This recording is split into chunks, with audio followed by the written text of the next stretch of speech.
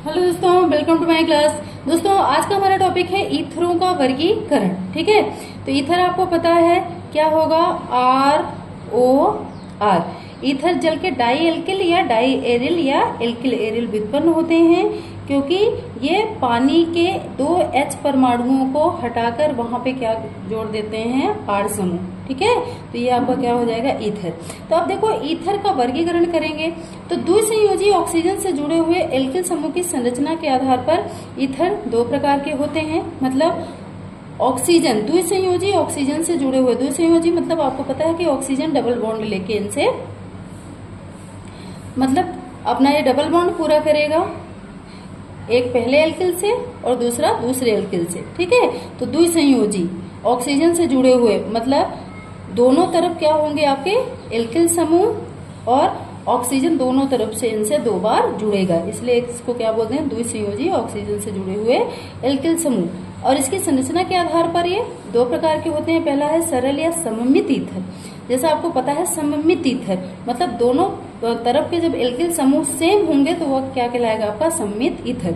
इनमें ऑक्सीजन परमाणु से जुड़े एल्किल समूह समान होते हैं, अतः इनका सामान्य सूत्र क्या होता है, R single bond O single bond R। R का मतलब तो आपको पता है, मेथिल, एथिल, प्रोपिल, ब्यूटिल, कुछ भी यहाँ पे जोड़ सकते हैं।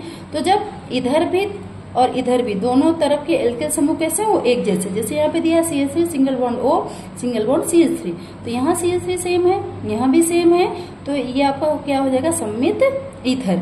और यहाँ पे देखिए एथिल यहाँ भी है, एथिल यहाँ भी है, बीच में ऑक्सीजन है, तो दोनों तरफ जब समान होती है आपका क्या कहलाएगा, सममित ईथर।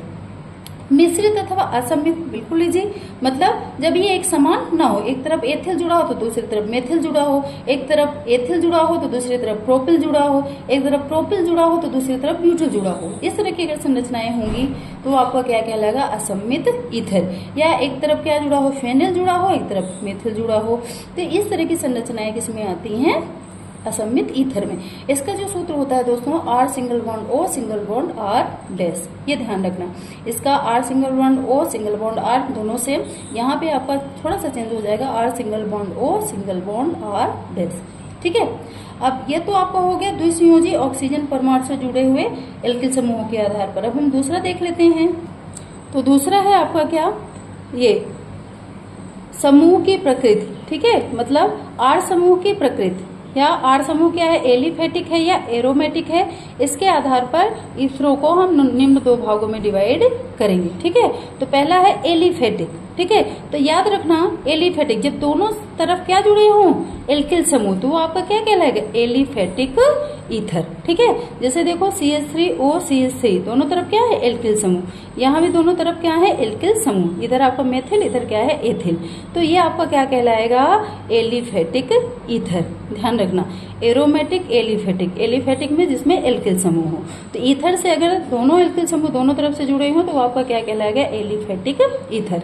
एरोमेटिक की बात करें तो एरोमेटिक मतलब इसमें क्या हो, एक तरफ तो आपका एल्किल समूह जुड़ सकता है, या फिर दोनों तरफ ही आपका क्या, कौन सा समूह जुड़ जाएगा, बेंजील समूह। ठीक है, या फिर एक तरफ एल्किल समूह, एक तरफ बेंजील समूह। ठीक है, तो ये आपका क्या कहलाएगा, एरोमेटिक ईथर। मतलब एक न एक आपके पास कौन सा हो, एरोमेटिक यौगिक। जब ईथर में R तथा R डैश दोनों एरिल समूह हो, या R एरिल तथा R डैश एल्किल समूह हो, तो उन्हें एरोमेटिक ईथर कहते हैं। जैसे देखो यहाँ पे फेनिल जुड़ गया और यहाँ पे मेथिल जुड़ गया, ये आपका क्या है, एरोमेटिक, ये क्या है, एल्किल, तो इसको ये आपका क्या हो जाएगा, एरोमेटिक ईथर, जिसका साधारण नाम क्या है, मेथिल फेनिल ईथर।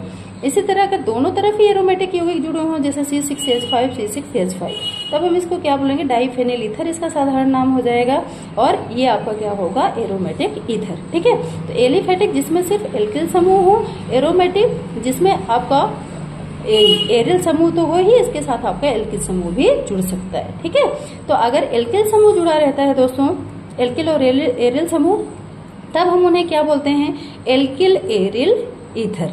ठीक है, एल्किल, जैसे यहाँ पे है मेथिल, तो मेथिल फेनिल ईथर। और जब दोनों समूह एरिल हो तो अब उसको क्या बोलेंगे, डाई एरिल ईथर, या इसको हम क्या बोलते हैं, जैसे डाईफेनिल ईथर। ठीक है, तो ये हो गया दोस्तों आपके ईथरों का वर्गीकरण। आई होप ये टॉपिक भी आपको क्लियर हो गया होगा।